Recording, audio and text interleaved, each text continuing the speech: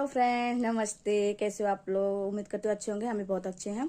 हम आपको एक कॉमेडी सॉन्ग सुना रहे हैं। कैसा लगा कमेंट में जरूर बताइएगा। चलिए।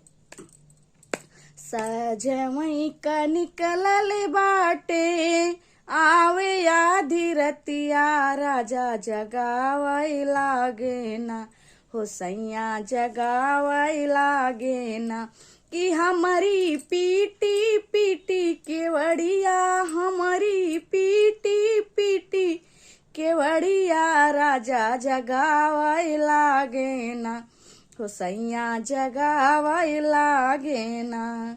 माई बाप की रहे दुलारी, बुलुक से दिहले रोई है रामा, बुलुक से दिहले रोई, की राजा मनावई लागे न, कि सैया मनावई लागे न, कि हो राजा खियावई लागे ना, कि बालम खियावई लागे ना, हो भरी भरी दोनावा से मिठैया, भरी भरी दोनावा से मिठैया, सैया खियावई लागे ना, कि राजा खियावई लागे ना।